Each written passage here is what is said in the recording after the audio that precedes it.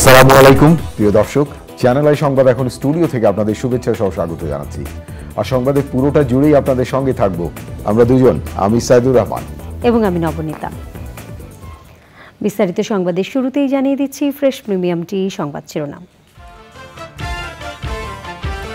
উপজেলা নির্বাচনে মন্ত্রী এমপির পরিবারের সদস্য ও স্বজনরা প্রার্থী হতে পারবেন না। নির্বাচনী পরিবেশ নষ্ট না করতে প্রধানমন্ত্রীর নির্দেশ। ঘোষণা দিয়েও বিএনপি জনগণকে ডাল ভাত খাওয়াতে ব্যর্থ হয়েছিল বললেন প্রধানমন্ত্রী। কারো কাছে হাত পেতে নয়, মাথা উঁচু করে চলার ঘোষণা। বিএনপি বিদেশিদের কাছে পাত্তা পাচ্ছে না বলে অর্থমন্ত্রীর মন্তব্য। জলবায়ু পরিবর্তনের ক্ষতিপূরণ পেতে উন্নত দেশগুলোকে চাপে রাখার পরামর্শ। রাজশাহী ও রংপুরের 6 জেলায় তাপমাত্রা 42 ডিগ্রি সেলসিয়াস ছাড়িয়ে যাওয়ার আশঙ্কা। টাইফয়েড, শ্বাসতন্ত্রের সংক্রমণ বাড়তে পারে বলে সতর্কতা। ভারতে লোকসভা নির্বাচন শুরু শুক্রবার। প্রথম দিন 17 রাজ্য ও 4টি কেন্দ্রশাসিত অঞ্চলের 102টি আসনে ভোট গ্রহণ। এবং চিত্রনায়িকা পরিমণি সহ দুজনের বিরুদ্ধে আদালতে পিবিআইয়ের চার্জশিট। ব্যবসায়ী নাসিরকে মারধর ও হত্যা চেষ্টার অভিযোগ।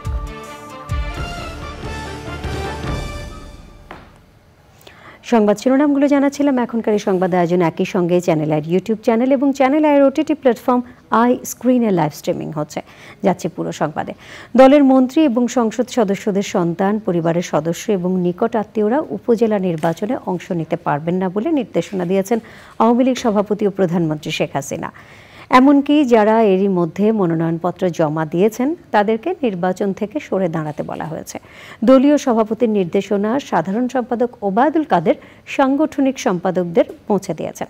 ওবায়দুল রশিদ জানাচ্ছেন, 4টি ধাপে অনুষ্ঠিত হবে উপজেলা পরিষদ নির্বাচন। আগামী 8ই মে হবে প্রথম ধাপের ভোট গ্রহণ।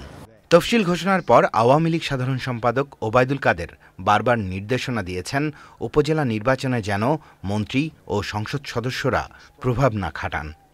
তবে নোয়াখালী 4 আসনের সংসদ সদস্য একরামুল করিম চৌধুরীর ছেলে আতাহার ইশরাক চৌধুরী সুবর্ণচর উপজেলা পরিষদ নির্বাচনে চেয়ারম্যান প্রার্থী হবার পর পথসভায় বিতর্কিত বক্তব্য দিয়েছেন ওই সংসদ সদস্য। নাটোরের সিংড়া উপজেলা চেয়ারম্যান প্রার্থী লুৎফুল হাবিবের বিরুদ্ধে উঠেছে প্রতিপক্ষকে অপহরণের অভিযোগ। এমন প্রেক্ষিতে বৃহস্পতিবার সকালে আওয়ামী লীগ সভাপতি প্রধানমন্ত্রী শেখ হাসিনার নির্দেশনা সাংগঠনিক সম্পাদকদের জানান সাধারণ সম্পাদক ওবায়দুল কাদের।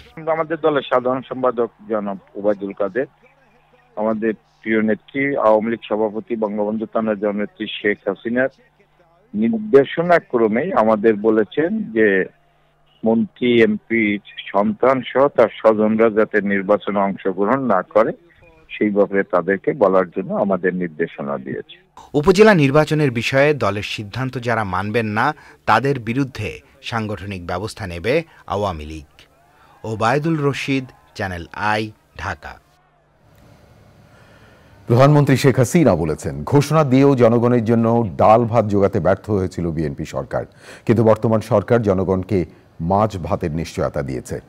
প্রাণী সম্পদ সেবা সপ্তাহ এবং প্রদর্শনী উদ্বোধনের অনুষ্ঠানে প্রধানমন্ত্রী বলেন, খাদ্য নিরাপত্তার পাশাপাশি পুষ্টি চাহিদা পূরণ করতে কাজ করছে সরকার। আরও জানাচ্ছেন নীলাদ্রি শেখর।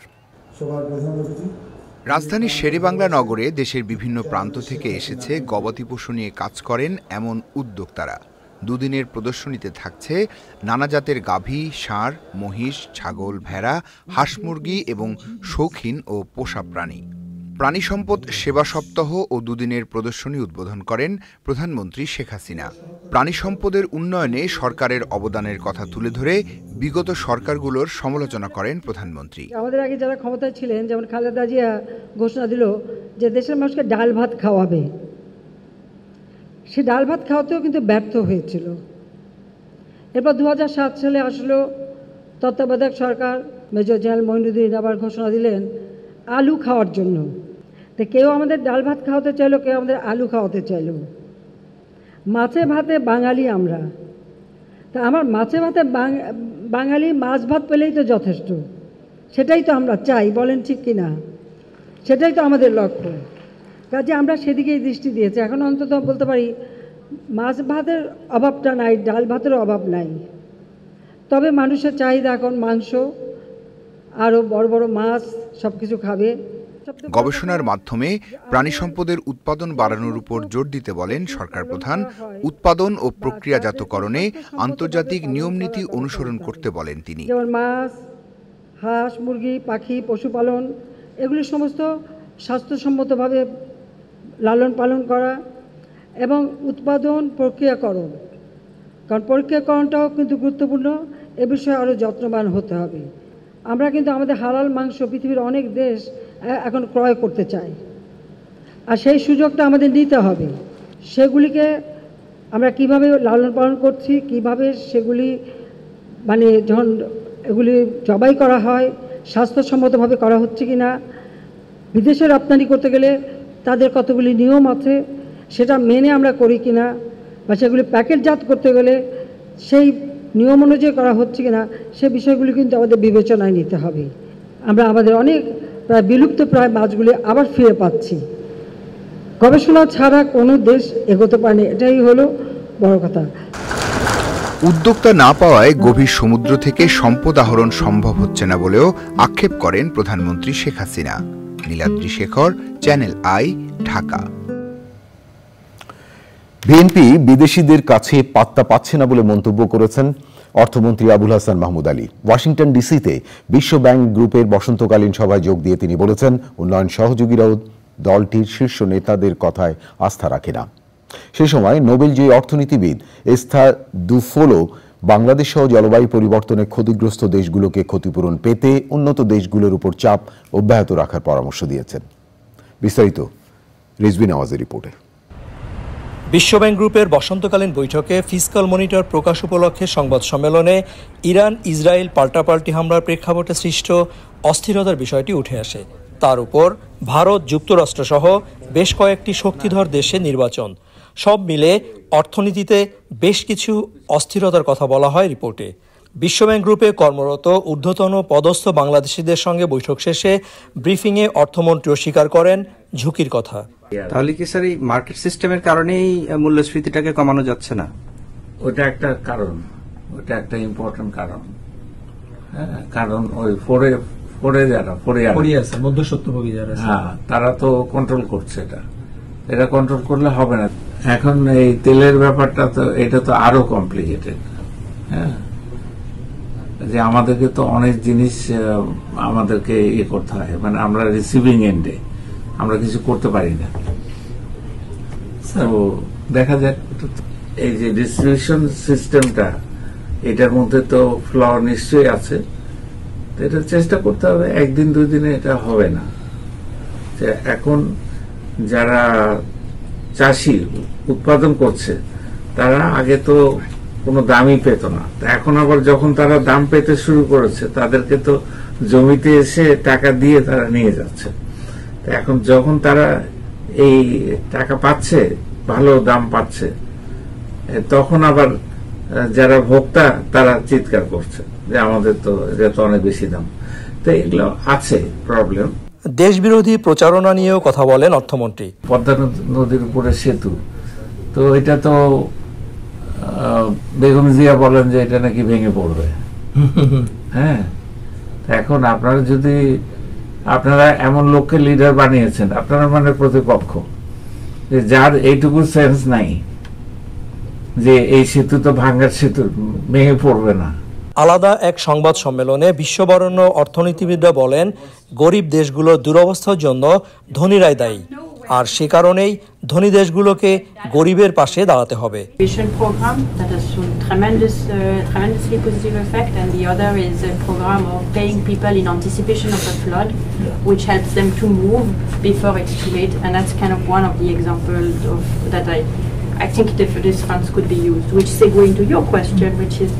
বিশ্বব্যাংক গ্রুপের বসন্তকালীন বৈঠকের মূল পর্ব প্ল্যানারি বৃহস্পতিবার।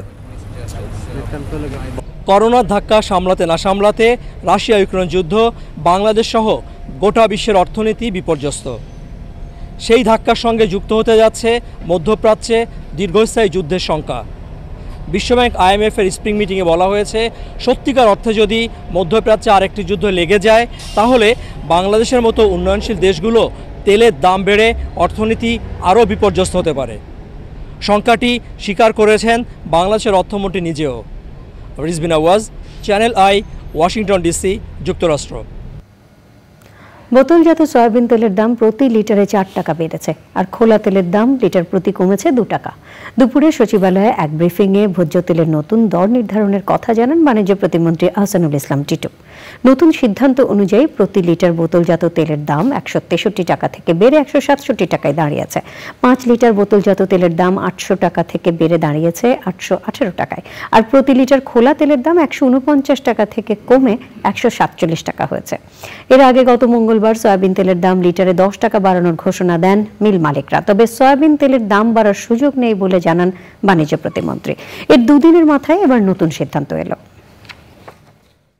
সয়াবিন তেলের প্রতি লিটার বোতল, যেটা পেট বোতলে যেটার মধ্যে সিল করা থাকে, সেইটা আমাদের নির্ধারিত ছিল 163 টাকা, সেইখান থেকে বৃদ্ধি করে 167 টাকায় নির্ধারণ করা হয়েছে। 149 টাকা যেটা খোলা বাজারে ছিল সেইটাকে 2 টাকা কমিয়ে 147 টাকা সর্বোচ্চ খোলা বাজারে সয়াবিন তেল বিক্রি হবে। বাংলাদেশ প্রকৌশল বিশ্ববিদ্যালয় বুয়েটে আনুষ্ঠানিকভাবে একাডেমিক কার্যক্রম শুরু হলেও ছাত্র রাজনীতি মুক্ত ক্যাম্পাসের দাবি আদায়ে পরীক্ষা বর্জন অব্যাহত রেখেছেন শিক্ষার্থীরা। বৃহস্পতিবার পরীক্ষার শুরুর নির্ধারিত সময় ছিল দুপুর 2টায়। পরে শূন্য উপস্থিতির কারণে পরীক্ষার হল থেকে শিক্ষকরা বেরিয়ে যান। রাজনীতি মুক্ত ক্যাম্পাসের নিশ্চয়তা না পেলে পরীক্ষার হলে ফিরবেন না বলে জানিয়েছেন শিক্ষার্থীরা।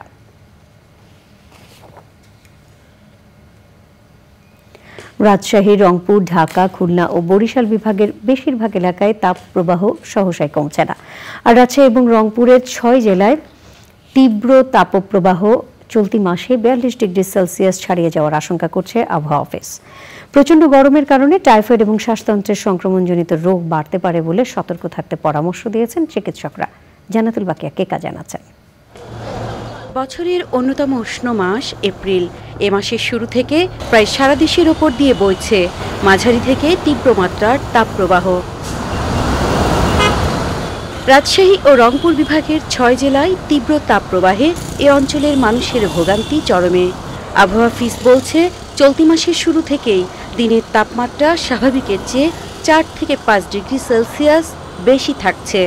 একইভাবে রাতের তাপমাত্রা 1 থেকে 2 ডিগ্রি সেলসিয়াস বেশি থাকায় গরমে অস্বস্তি বাড়ছে। প্রচন্ড গরমের জন্য একটু ভালো থাকার জন্য, স্বস্তি পাওয়ার জন্য ডাব খাওয়া হচ্ছে আর কি। অনেক কষ্ট বাবা, গরমে যান চলে না, চালাইতেই বাধ্য হইয়া। পেট্রোল আর চলবো না, পেট্রোল সময় মতন খাওয়ান চাইবো। প্রচণ্ড গরমে ডায়রিয়া, শ্বাসকষ্ট ও হিট স্ট্রোক জনিত সমস্যা এড়াতে বিশুদ্ধ খাবার পানি নিশ্চিত করার পাশাপাশি বাসি পচা খাবার এড়িয়ে চলার পরামর্শ চিকিৎসকদের। ফুড পয়জনিং হচ্ছে, একটা হলো এক্সেসিভ সোয়েটিং এর কারণে সোডিয়াম কমে যাচ্ছে, ব্লাড প্রেশার কমে যাচ্ছে। আর একটা হচ্ছে নানাবিধ ইনফেকশাস ডিজিজের মধ্যে টাইফয়েডের প্রকোপটা এই মুহূর্তে বেশি। খুব বেশি পয়জন না হয়, আপনারা ঘরে বাইরে ঘোরাঘুরি করবেন না, আপনারা ঘরের মধ্যে থাকার চেষ্টা করবেন। সোডিয়াম কমে যাওয়ার প্রবণতা থাকে যেহেতু এক্সেসিভ সোয়েটিং হয়, এই জন্য যাদের এই ধরনের সমস্যা একবার হয়েছে বা হওয়ার সম্ভাবনা থাকে তারা লিকুইড খাবার বা তরল খাবার বেশি খাবেন। আপনি খাইতে পারেন ওরসালাইন, খাইতে পারেন যে কোনো ফলের জুস, খাইতে পারেন আপনি লেবু দিয়ে শরবত বানিয়ে, তাহলে আপনার পানি শূন্যতাটা অন্তত কিছুটা হলেও রক্ষা হবে। গত 16 এপ্রিল চলতি মৌসুমে ঢাকার সর্বোচ্চ তাপমাত্রা রেকর্ড করা হয় 38.8 ডিগ্রি সেলসিয়াস। এ সময় পরপর 3 দিন দেশের সর্বোচ্চ তাপমাত্রা 41 ডিগ্রির কাছাকাছি ছিল চুয়াডাঙ্গাতে। তাপপ্রবাহ এপ্রিল মাসে থাকবে, সারা মাসে কম বেশি থাকবে, তবে এটা নির্ভর করে বৃষ্টিপাতের উপরে। তাপপ্রবণ এলাকাতে আমাদের মূলত রাজশাহী এবং খুলনা এবং এর স্থায়িত্ব এবং তার আশেপাশের এলাকাগুলো এবং দেখা যাচ্ছে ফরিদপুর এই অঞ্চলগুলো এর মধ্যে আসতে পারে। ওই অঞ্চলে রাজশাহী খুলনাতে 42 ডিগ্রি ছাড়া যাওয়ার সম্ভাবনা আছে। আবহাওয়া অফিস বলছে, আগামী 24 ঘন্টায় রাজশাহী ও রংপুরে আকস্মিক কালবৈশাখীর সাথে ঝোড়ো বৃষ্টির পূর্বাভাস রয়েছে। বৃষ্টি ঝড়ে কিছু সময়ের জন্য গরম খানিকটা সহনীয় হলেও মাস জুড়েই প্রায় সারা দেশে তাপপ্রবাহ থাকবে। জান্নাতুল বাকিয়া কেকা, চ্যানেল আই, ঢাকা। প্রিয় দর্শক, এবারে দৃষ্টি দেব প্রতিবেশী দেশ ভারতের দিকে। ভারতের 18 লোকসভা নির্বাচনে ভোট গ্রহণ শুরু হচ্ছে শুক্রবার। এবারে নির্বাচন হবে 7 দফায়। ভারতের 28টি রাজ্য এবং 8টি কেন্দ্রশাসিত অঞ্চলের মধ্যে প্রথম দিন ভোট হবে 17টি রাজ্য এবং 4টি কেন্দ্রশাসিত অঞ্চলের 102 আসনে। নির্বাচনে প্রতিদ্বন্দ্বিতা করছে 2666টি রাজনৈতিক দল। ভোটার প্রায় 97 কোটি। দেখুন ইফাত জাহানের রিপোর্টটি। ভারতের 18 লোকসভার নির্বাচনের ভোট গ্রহণ শুরু হচ্ছে শুক্রবার। ভোট হবে ইলেকট্রনিক ভোটিং মেশিনে। এরই মধ্যে নির্বাচন কমিশন ভোটের চূড়ান্ত প্রস্তুতি শেষ করেছে। ভোটের মাঠে প্রতিদ্বন্দ্বিতা করছে বিজেপি, কংগ্রেস, আম আদমি পার্টি, ন্যাশনাল পিপলস পার্টি, মমতার তৃণমূল, লালু প্রসাদ যাদবের রাষ্ট্রীয় জনতা দল সহ 2666টি রাজনৈতিক দল। এবার ভোটের জন্য নিবন্ধিত হয়েছে প্রায় 97 কোটি ভোটার। আর প্রথম ভোটাধিকার প্রয়োগ করবেন 18 থেকে 19 বছর বয়সী 1,80,00,000 ভোটার। পুরো দেশের 28টি রাজ্য ও 8টি কেন্দ্রশাসিত অঞ্চলের মধ্যে আগামীকাল ভোট হবে 17টি রাজ্য ও 4টি কেন্দ্রশাসিত অঞ্চলের 102টি আসনে। রাজ্য ও কেন্দ্রশাসিত অঞ্চলগুলো হল পশ্চিমবঙ্গ, বিহার, উত্তরপ্রদেশ, উত্তরাখণ্ড, ত্রিপুরা, তামিলনাড়ু, সিকিম, রাজস্থান, নাগাল্যান্ড, মিজোরাম, মেঘালয়, মণিপুর, মহারাষ্ট্র, মধ্যপ্রদেশ, লাক্ষাদ্বীপ, জম্মু ও কাশ্মীর, ছত্তিশগড়, আসাম, অরুণাচল প্রদেশ। সংঘাত বিধ্বস্ত মণিপুরের 2টি আসনেই ভোট হবে শুক্রবার। মণিপুর রাজ্যে নির্বাচনী প্রচারে যাননি প্রধানমন্ত্রী নরেন্দ্র মোদী। রাজ্যটিতে এরই মধ্যে একাধিক গোষ্ঠী ও সংগঠন ভোট বর্জনের ডাক দিয়েছে। নির্বাচন ঘিরে রাজ্যগুলোতে নিরাপত্তা ব্যবস্থা জোরদার করা হয়েছে। ইফাত জাহান, চ্যানেল আই। নায়িকা পরিমণির বিরুদ্ধে ব্যবসায়ী নাসিরউদ্দিন মাহমুদের করা ভাঙচুর, মারধর এবং হত্যা চেষ্টা মামলায় পরিমণির বিরুদ্ধে সমন জারি করেছেন আদালত। ঢাকার জুডিশিয়াল ম্যাজিস্ট্রেট সাইফুল ইসলামের আদালতে পরিমণির বিরুদ্ধে গ্রেফতারি পরোয়ানা জারির আবেদন করে বাদীপক্ষ। এদিন পিবিআইয়ের তদন্ত প্রতিবেদন গ্রহণের বিষয়ে শুনানি গ্রহণ করে আদালত। শুনানি শেষে আদালত পিবিআইয়ের তদন্ত প্রতিবেদন গ্রহণ এবং পরিমণির বিরুদ্ধে সমন জারি করে আদেশ দেন। বাদীপক্ষের আইনজীবী জানিয়েছেন, মদ পার্সেল না দেওয়ায় ঘটনার দিন রাতে পরিমণি বোট ক্লাবে ভাঙচুর এবং মারধর করে। 2021 সালে 6 জুলাই ঢাকার সিনিয়র জুডিশিয়াল ম্যাজিস্ট্রেট রাজীব হাসানের আদালতে পরিমণি সহ 3 জনের বিরুদ্ধে মামলা করেন বোট ক্লাবের সভাপতি ব্যবসায়ী নাসিরউদ্দিন মাহমুদ। ওই মামলায় অন্য 2 আসামি পরিমণির সঙ্গে ফাতিমাতুজ জান্নাত, বনি এবং জিমি।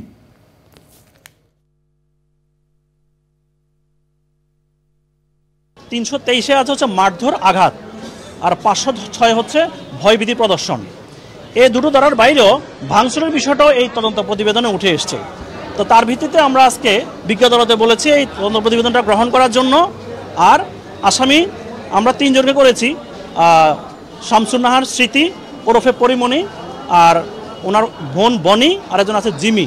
তো বনিকে মামলার প্রতিবেদনে অব্যাহতি দেওয়া হয়েছে, জিমি আছে সাথে, অর্থাৎ শামসুন নাহার স্মৃতি ওরফে পরিমণি আর হচ্ছে ওনার যেই কস্টিউম ম্যানেজার ছিল জিমি, ওনার বিরুদ্ধে তদন্ত অভিযোগ প্রমাণ হয়েছে অপরাধের। তথ্য ও সম্প্রচার প্রতিমন্ত্রী মোহাম্মদ আলী আরাফাতের সঙ্গে সৌজন্য সাক্ষাৎ করেছেন ভারতের হাইকমিশনার প্রণয় বর্মা। দুপুরে সচিবালয়ে মন্ত্রীর নিজ দফতরে তারা বিভিন্ন বিষয়ে আলোচনা করেন। বৈঠক শেষে প্রতিমন্ত্রী বলেন, বিভিন্ন মাধ্যমে অপপ্রচার রোধে ভারতের সঙ্গে পারস্পরিক অভিজ্ঞতা বিনিময় করা হবে। ভালো নাটক বা সিনেমা প্রচারে 2 দেশ একসঙ্গে কাজ করবে বলেও উল্লেখ করেন তিনি।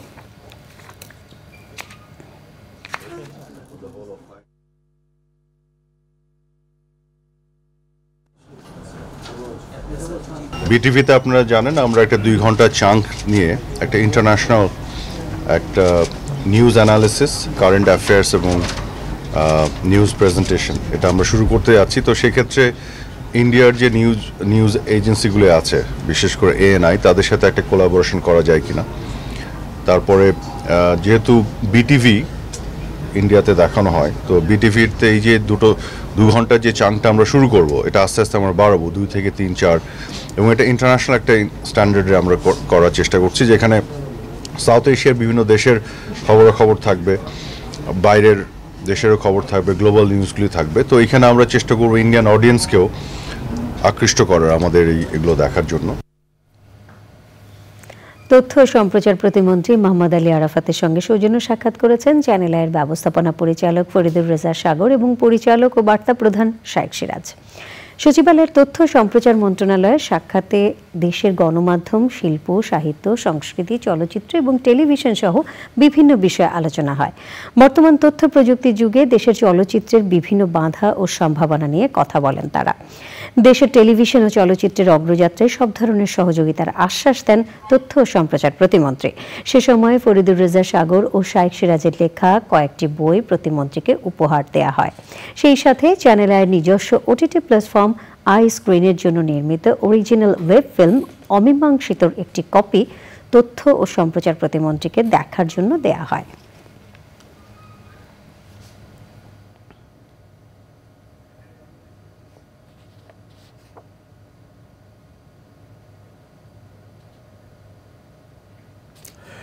পরিবেশ, বন ও জলবায়ু পরিবর্তন মন্ত্রী বলেছেন, জলবায়ু পরিবর্তন মোকাবেলা করতে হলে সবুজ এবং জলবায়ু সহনশীল উন্নয়ন করতে হবে।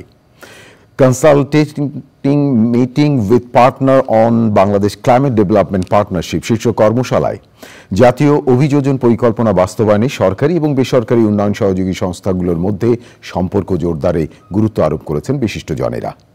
আরও জানাচ্ছেন আলিম আল রাজি। সোমবার থেকে ঢাকায় প্রথমবারের মতো শুরু হচ্ছে 4 দিনের জাতিসংঘ জলবায়ু অভিযোজন সম্মেলন national adaptation plan NAP expo. এ উপলক্ষে রাজধানীতে বাংলাদেশ জলবায়ু উন্নয়ন অংশীদারিত্ব বিসিডিপি বিষয়ে উন্নয়ন অংশীদারদের সঙ্গে কর্মশালা। আলোচনায় উঠে আসে বাংলাদেশের জলবায়ু অভিঘাত মোকাবেলায় নানা পরিকল্পনার কথা। বাংলাদেশ ক্লাইমেট পার্টনারশিপের মাধ্যমে একসাথে কাজ করা গেলে সমস্যা মোকাবেলা করা সহজ হবে বলে জানান বক্তারা। People of Bangladesh about climate change. They have had very progressive plan in dealing with climate change. We have Delta Plan, we have NAP, we have Mujib Prosperity Plan. I think they're all very comprehensive. We should look for the sustainable solutions that can significantly influence the nation's development and climate goals. So whenever we are talking about the nation's development and climate goals, so in this journey we all are in the same footing, and we are on a journey to explore things from a different point of view. তবে challenging হলেও জলবায়ু সম্পর্কিত প্রকল্পগুলোর জন্য অর্থের প্রাপ্যতা বাড়াতে অংশীদারিত্বের উপর জোর দেন পরিবেশ মন্ত্রী। We are reimagining our development. Climate, of course, is a defining challenge for the world as a whole. This is going to shape and define what our development looks like. And of course, the last aspect of partnership, whether it is partnership within the society, within governments, and of course the other very important partnership between the government of Bangladesh and our development partners. আয়োজনে অংশ নেন সরকারি, বেসরকারি ও আন্তর্জাতিক সহযোগী সংস্থার প্রতিনিধিরা। আলিম আল রাজি, চ্যানেল আই, ঢাকা। এবারে আই স্পোর্টস।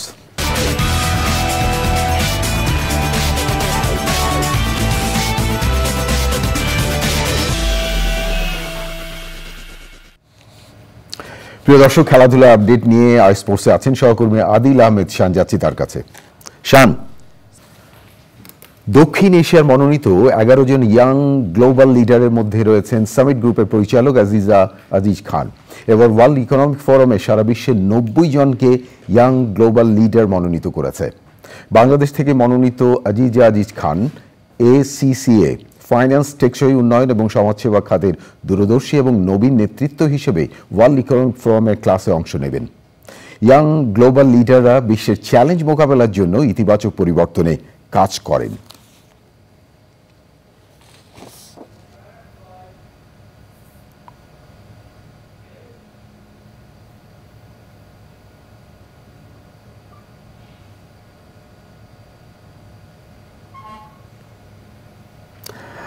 আমাদের হাতে আরো খবর আছে প্রিয় দর্শক, দেখতে থাকুন চ্যানেল আই সংবাদ। সংবাদে নিচ্ছে খানিকক্ষণের বিরতি, আর বিরতির পর অন্যান্য সংবাদের সাথে জানিয়ে ফিরব।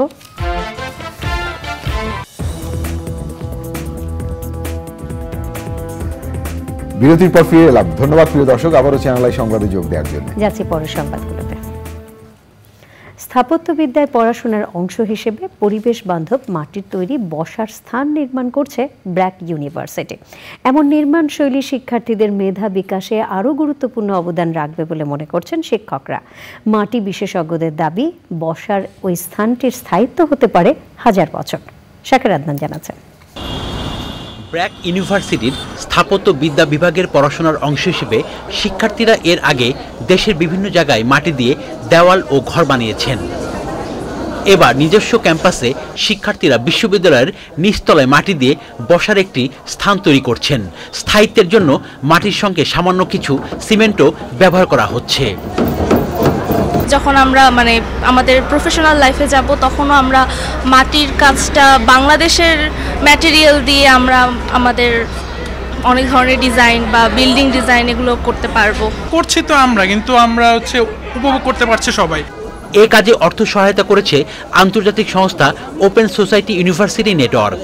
ট্রেডিশনাল যে সময়টা মাটির বাড়ি থেকে আমরা যদি জেনে আসি, ওই জিনিসটাকে এখন কন্টেম্পোরারি অ্যাপ্লিকেশনে আসলে মাটিটাকে আবার কীভাবে ফিরিয়ে আনা যায়। এই সাস্টেনেবল ম্যাটেরিয়ালটা আমাদের যে ট্রেডিশনাল ম্যাটেরিয়াল যেভাবে ইউজ হয়ে আসতেছে, এটার মোর অ্যাডভান্স টেকনিকগুলো শিখতেছে।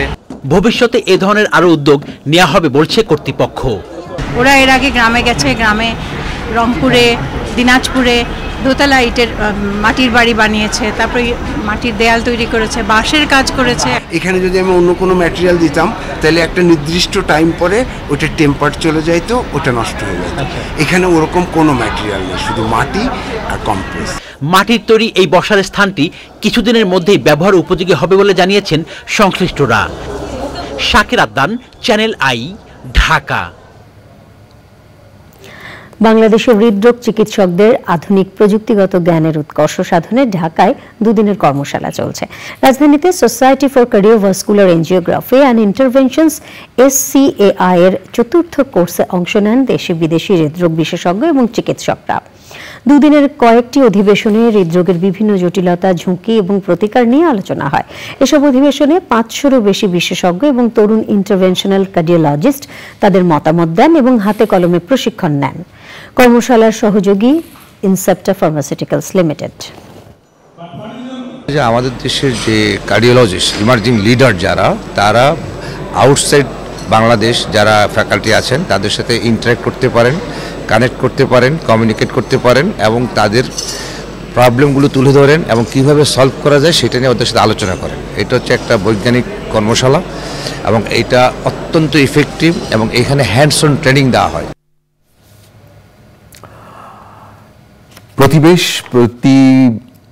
পরিবেশ এবং জীববৈচিত্র্য রক্ষায় পাহাড় কাটা বন্ধ করে ব্লক সিস্টেমে ইট তৈরির জন্য ভাটা মালিকদের প্রতি আহ্বান জানিয়েছেন চট্টগ্রামের জেলা প্রশাসক আবুল বাশার মোহাম্মদ ফখরুজ্জামান। ভাটা মালিক সমিতির সাথে চট্টগ্রাম জেলা প্রশাসকের মত বিনিময় সভায় এই আহ্বান জানান তিনি। পরিবেশ দূষণ রুখতে আধুনিক মেশিনে ব্লক সিস্টেমে ইট তৈরি করার আহ্বান জানান জেলা প্রশাসক। আইন মেনে ব্যবসা করলে প্রশাসন থেকে সকল সুযোগ সুবিধা দেওয়া হবে বলেও জানান জেলা প্রশাসক।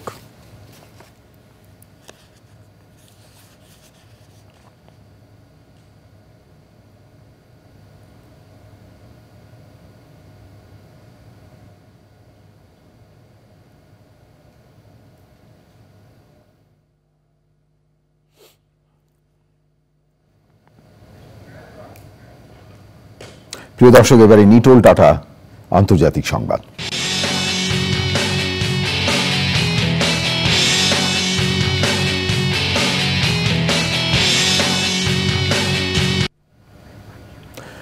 দক্ষিণ গাজার রাফায় ইসরায়েলি হামলায় 5 শিশুসহ কমপক্ষে 11 জন নিহত হয়েছে। অধিকৃত পশ্চিম তীরে 40 ফিলিস্তিনিকে আটক করেছে ইসরায়েলি বাহিনী। গাজার বিভিন্ন অঞ্চলে দুর্ভিক্ষের মুখোমুখি হওয়ার আন্তর্জাতিক সংস্থাগুলোর দাবি প্রত্যাখ্যান করেছে ইসরায়েলের প্রধানমন্ত্রী Benjamin Netanyahu. Activist group no tech for apartheid বলছে ফিলিস্তিনিদের পক্ষ নেওয়ার 28 কর্মীকে বরখাস্ত করেছে গুগল। এদিকে ইরানের উপর নতুন করে নিষেধাজ্ঞা দিয়েছে যুক্তরাষ্ট্র এবং যুক্তরাজ্য। ওয়াশিংটন জানিয়েছে ইরানের 16 ব্যক্তি ও ড্রোন তৈরির সঙ্গে যুক্ত 2টি প্রতিষ্ঠানের উপর নিষেধাজ্ঞা দেওয়া হয়েছে। ব্রিটিশ পররাষ্ট্র মন্ত্রণালয়ের পক্ষ থেকে বলা হয়েছে, ইরানের 7 ব্যক্তির ভ্রমণ নিষেধাজ্ঞা এবং সম্পদ জব্দের পাশাপাশি ড্রোন ও ক্ষেপণাস্ত্র তৈরির সঙ্গে যুক্ত 6টি প্রতিষ্ঠানের উপর নিষেধাজ্ঞা দেওয়া হয়েছে। মার্কিন যুক্তরাষ্ট্র, Israel, Argentina, Australia, Canada, Japan, New Zealand এবং ইউরোপের বেশিরভাগ দেশ সহ মোট 46টি দেশ ইসরায়েলের ইরানের হামলার নিন্দা জানিয়ে বিবৃতি দিয়েছে। ব্রাসেলসে ইইউ শীর্ষ সম্মেলন শেষে ইরানের ড্রোন ও ক্ষেপণাস্ত্র প্রস্তুতকারকদের উপর নতুন নিষেধাজ্ঞা আরোপ করতে ইউরোপীয় ইউনিয়নের শীর্ষ কর্মকর্তারা সম্মত হয়েছে বলে জানিয়েছে ইউরোপীয় কাউন্সিলের প্রধান চার্লস মিশেল। এবারে আইস্ক্রিন সাংস্কৃতিক সংবাদ।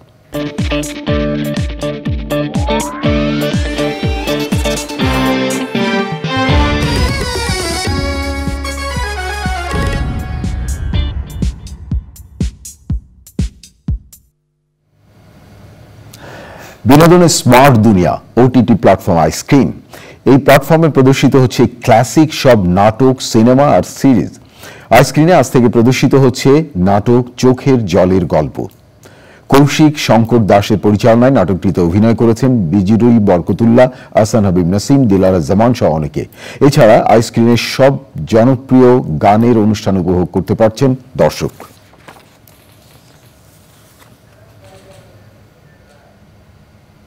পূবালী ব্যাংক কৃষি সংবাদ।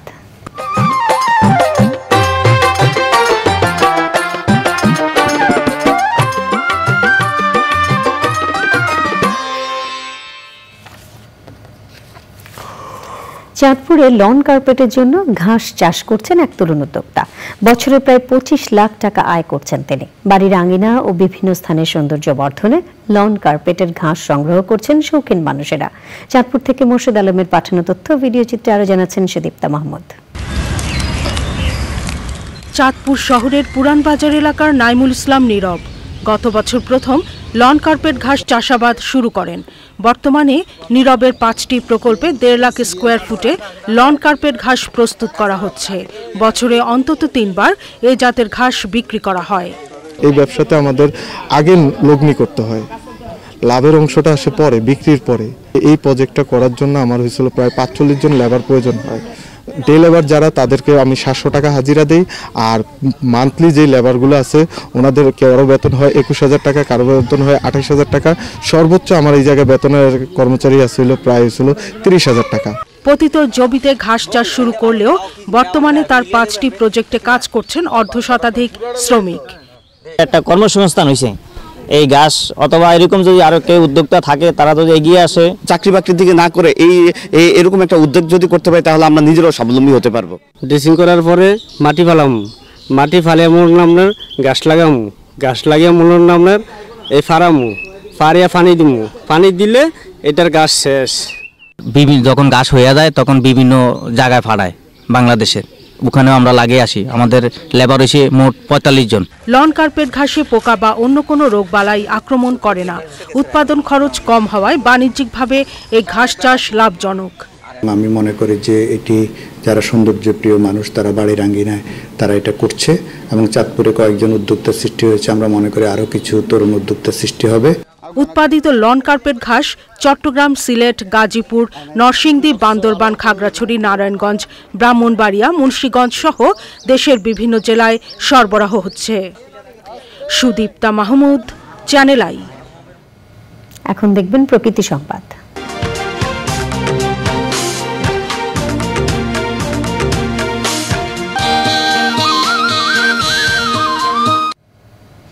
দখল, দূষণ এবং ভরাটের কারণে অস্তিত্ব সংকটে জামালপুরের বানিয়া বাজার খাল। ভেঙে পড়েছে শহরের পূর্বাঞ্চলের পানি নিষ্কাশন ব্যবস্থা। একটু বৃষ্টিতেই সৃষ্টি হয় জলাবদ্ধতার। পরিবেশ বিপর্যয়ের পাশাপাশি বিরূপ প্রভাব পড়ছে স্বাভাবিক জীবনযাত্রায়। দখলদারদের উচ্ছেদের পাশাপাশি খাল খননে দ্রুত উদ্যোগের দাবি জানিয়েছেন স্থানীয়রা। হাফিজ রায়হানের তথ্য এবং ভিডিও চিত্রে আরো জানাচ্ছেন আফরোজা হাসি। ব্রহ্মপুত্র নদ থেকে বানিয়াবাজার হয়ে ডাকপাড়া পর্যন্ত খালটির দৈর্ঘ্য প্রায় 1 কিলোমিটার। কয়েক বছর আগেও দৈনন্দিন কাজে খালের পানি ব্যবহার করতেন দুই পাড়ের মানুষ, কিন্তু দখল আর দূষণের কারণেই ক্রমেই হারিয়ে যাচ্ছে খালটি। এরই মধ্যে খাল দখল করে বহুতল ভবন নির্মাণ করেছে প্রভাবশালীরা। ফলে সরু হয়ে গেছে খালটি। ময়লা আবর্জনায় দূষিত হচ্ছে পরিবেশ ও প্রকৃতি। বাড়ি করছে তাদের সোয়ারেজ লাইন বিভিন্ন ময়লা ফেলাতে মানে খালটা পুরো দূষিত হয়ে গেছে, দুর্গন্ধযুক্ত হয়ে গেছে। এই খালটা অতি দ্রুত সংস্কার করা দরকার। ছেলেমেয়েরা ভবিষ্যতে এই সাঁতার কাটতে পারবে, খেলাধুলা করতে পারবে, এই জায়গা দিয়ে যেন নৌকা চলাচল করতে পারে, এই বিনয়ের সাথে অনুরোধ জানাচ্ছি। এবং এই খালের উপর যারা অবৈধভাবে নির্মাণ স্থাপনা করেছে সেটাও আমরা উচ্ছেদের অভিযানের জন্য অনুরোধ জানাচ্ছি। পোলাপান গোসল করতো, মাছ মারতো, ছিট জাল ফেলাইতো, এমন নৌকা দিয়ে বালু নিয়ে নামাইতো। এই খালটা যদি আবার নতুন করে সংস্কার করে তাহলে আগের মতন খালটা জীবনটা ফেরত পাবে। এই খালের পানি সবসময় পরিষ্কার ছিল, এখানে এই খালের পাশ দিয়ে বসেই থাকা যায় না। ড্রেন নামাইছে, এখানে কাগজ ড্রেনটা ভরে থাকে। এই যে দেখেন এই অবস্থা, এটা ঠিক না। এটা যেন সঠিকভাবে যাইতে পারে এই ব্যবস্থাটা করে দেয় যেন। খালটি উদ্ধারে দখলকারীদের নোটিশ দেওয়ার পাশাপাশি সীমানা নির্ধারণে কাজ চলছে। রাস্তা এবং খাল সংস্কারের জন্য আরসিসি করে সুন্দর করা যায় একটা আমার ইঞ্জিনিয়ারকে নির্দেশ দেওয়া হচ্ছে, এস্টিমেট হওয়ার পর আমরা সেটা টেন্ডার প্রক্রিয়া করে আমাদের সেই রাস্তা এবং খাল দুটি সৌন্দর্যপূর্ণ করব। এবং আমার ধারণা যে এটা আরসিসি একবার হয়ে গেলে ভবিষ্যতে আর কোনো ভূমিদস্যু বা দখলদাররা আসতে পারবে না। দূষণ ও দখলমুক্ত করে খালটি আগের অবস্থায় ফিরিয়ে আনার দাবি স্থানীয়দের। আফরোজা হাসি, প্রকৃতি ও জীবন ডেস্ক, চ্যানেল আই। প্রিয় দর্শক, থাকুন চ্যানেল আইয়ের সঙ্গে। ফিরছি একটু পরে আরো খবর নিয়ে। সময় হলো আবারও বিরতির, আর যখন ফিরছি তখন থাকছে চাঁদপুরে শত কোটি টাকা ব্যয়ে হচ্ছে আধুনিক নৌ টার্মিনাল। কাজ শেষ হলে বাড়বে যাত্রী সুবিধা। দর্শক, আমরা দুজন আপনাদেরকে আরেকবার স্বাগত জানাচ্ছি। দীর্ঘ প্রতীক্ষা শেষে চাঁদপুরে আধুনিক নৌ টার্মিনালের কাজ শুরু হয়েছে। প্রায় 100 কোটি টাকা ব্যয়ে নির্মিত প্রকল্পটিতে রয়েছে 3টি ভবন, এক্সটার্নাল ব্রিজ, 33 ফুট প্রসারিত রাস্তা, পন্টুন ও জেটি সহ পার্কিং ইয়ার্ড। যাত্রীরা বলছেন টার্মিনালে কাজ শেষ হলে বাড়বে যাত্রী সুবিধা। প্রিয় দর্শক, মোর্শেদ আলমের পাঠানো তথ্য ভিডিও চিত্র নিয়ে দেখুন সাদিয়া ওমরের রিপোর্টটি। গুরুত্ব বিবেচনায় সদরঘাটের পরেই চাঁদপুর নৌবন্দর। রাজধানীতে যাতায়াতের জন্য নদীপথের এই রুট ব্যবহার করেন চাঁদপুর, লক্ষ্মীপুর, নোয়াখালী, শরীয়তপুর সহ পার্শ্ববর্তী বেশ কয়েকটি জেলার মানুষ। তাই গুরুত্ব বিবেচনায় 2018 সালে চাঁদপুর আধুনিক নৌ টার্মিনাল নির্মাণের কাজ শুরু হয়। নানা কারণে দীর্ঘ 5 বছরেও আশার আলো দেখেনি প্রকল্পটি। অবশেষে বিশ্ব ব্যাংকের অর্থায়নে 94 কোটি টাকা ব্যয়ে 2023 সালে শুরু হয় টার্মিনাল নির্মাণের কাজ। ঘাটে বসার মতো কোনো স্পেস নাই যে সাধারণ মানুষ এসে বসবে। আমার লঞ্চ ছাড়তে আরও 1 ঘন্টা, সো আমার 1 ঘন্টা এখন হাঁটাহাঁটি করতে হইতেছে। যদি ওইভাবে কোনো ব্যবস্থা থাকতো আমরা সেভাবে বসে রেস্ট নিতাম। একটা ভালো একটা ওয়াশরুম নাই, ওয়াশরুমও যাইতে পারে না। এখানে যদি আধুনিক নৌ টার্মিনাল হয় আমাদের যাত্রীদের খুব সুযোগ সুবিধা হয়। যেমন এখানে গাড়ি থাকে, কোনো সিরিয়াল নাই, হ্যাঁ থাকার ভালো কোনো ব্যবস্থা নেই গাড়ি। আমরা যাত্রীরা যখন আসি খুব ভোগান্তি পোহাতে হয়। এখানে নৌ টার্মিনাল হলে আমরা অনেক সুবিধাই পাবো। প্রথমত এখানে অনেক জাম লেগে থাকে। আমাদের যে লঞ্চঘাট আসার জন্য যে রোডটি আছে সেটি খুবই সংকীর্ণ, এবং নৌ টার্মিনাল হলে রোডটি অনেক প্রশস্ত হবে এবং আসতে যেতে আমাদের অনেক সুবিধা হবে। যে যানজটটা লেগে থাকে সেটা থাকবে না। আধুনিক নৌ টার্মিনাল হলে যাত্রীদের অনেক সুযোগ সুবিধা বাড়বে, যাত্রীরা নির্দিষ্ট সময়ে গন্তব্যে পৌঁছতে পারবে। প্রকল্পের বেড ক্লিয়ারিং শেষে চলছে পাইলিংয়ের কাজ। কাজের অগ্রগতি আছে, আমরা এখন পর্যন্ত মোটামুটি সন্তুষ্ট আছি। হয়তোবা আশা করা যায় সামনের দিকে আরেকটু ফাস্ট হবে কাজ, কারণ আমাদের এখন যেহেতু নিচের কাজ হচ্ছে, আপনার এই পাইলিংয়ের কাজগুলো মোটামুটি হয়ে গেলে পরে আমাদের উপরের দিকে দৃশ্যমান কাজগুলো আসলে খুব সহজেই দেখা যাবে, এবং তখন একটা স্ট্রাকচার দাঁড়িয়ে গেলে পরে মোটামুটি সবাই অন্তত বুঝতে পারবে যে এখানে আসলে কাজের অগ্রগতিটা কতটা ফাস্ট। 2025 সালের জুলাই মাসে শেষ হবে প্রকল্পের মেয়াদ। সঠিক তদারকির মাধ্যমে নির্ধারিত সময়ে প্রকল্প বাস্তবায়নের দাবি যাত্রীদের। Sadia Omar, channel I. বিএনপির সিনিয়র যুগ্ম মহাসচিব রুহুল কবির রিজভী বলেছেন, আধিপত্যবাদ আর সম্প্রসারণবাদের বিরুদ্ধে যুদ্ধ চালিয়ে দেশে গণতন্ত্র ফিরিয়ে আনতে হবে। রাজধানী উত্তরায় 7টি থানার কারা নির্যাতিতদের ঈদ পুনর্মিলনী অনুষ্ঠানে অংশ নিয়ে রিজভী অভিযোগ করেন, প্রতিবেশী দেশের সহায়তায় গণতন্ত্রকামী জনগণকে বন্দী করে রেখেছে সরকার। তিনি বলেন, কোনো প্রতিষ্ঠানই স্বাধীনভাবে কাজ করতে পারছে না। স্বাধীনতা সার্বভৌমত্বকে দুর্বল করে সরকার ক্ষমতায় থাকতে চায় বলেও অভিযোগ করেন রিজভী।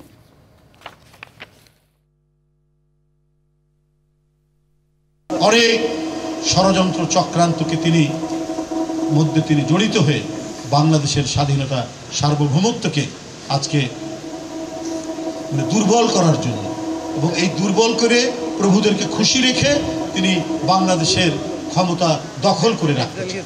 এইটাই হচ্ছে তার অভিপ্রায়। বন্ধুরা আমার, আমাদের যে লড়াই, জাতীয়তাবাদী শক্তির যে লড়াই, এটা যেমন গণতন্ত্রের, আবার আমাদের স্বাধীনতা রক্ষার, সার্বভৌমত্ব রক্ষার লড়াই। লার্নিং বিশেষজ্ঞ বিশিষ্ট শিক্ষাবিদ ডক্টর বদরুল হুদা খানের গবেষণালব্ধ স্মার্ট শিক্ষায় স্মার্ট বাংলাদেশ বইয়ের প্রকাশনা উৎসব হয়েছে। চট্টগ্রাম প্রেস ক্লাবে অনুষ্ঠানে চট্টগ্রাম বিশ্ববিদ্যালয়ের উপাচার্য প্রফেসর ডক্টর মোহাম্মদ আবু তাহের বলেন, স্মার্ট বাংলাদেশ বিনির্মাণে স্মার্ট নাগরিক গড়ে তুলতে হবে। স্মার্ট বাংলাদেশ প্রতিষ্ঠায় এই বই গুরুত্বপূর্ণ ভূমিকা রাখবে বলে মত দেন বিশিষ্টজনেরা। ডক্টর আনোয়ারা আলমের সভাপতিত্বে অনুষ্ঠানে বক্তব্য রাখেন চট্টগ্রাম বিশ্ববিদ্যালয়ের উপ উপাচার্য প্রফেসর ডক্টর বেনু কুমার দে, বইয়ের লেখক ডক্টর বদরুল হুদা খান, কবি ও সাংবাদিক রাশেদ রাউফ, বীর চট্টগ্রাম মঞ্চের সম্পাদক সৈয়দ ওমর ফারুক, বাংলাদেশ উন্মুক্ত বিশ্ববিদ্যালয়ের ট্রেজারার প্রফেসর মোস্তফা আজাদ কামাল সহ অন্যরা।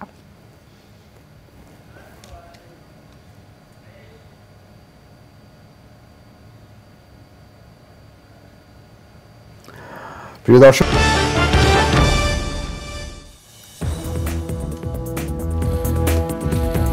আপনারা দেখছেন চ্যানেল আই সংবাদ। প্রিয় দর্শক, এবারে চোখ রাখুন সবশেষ খবরগুলো দিয়ে।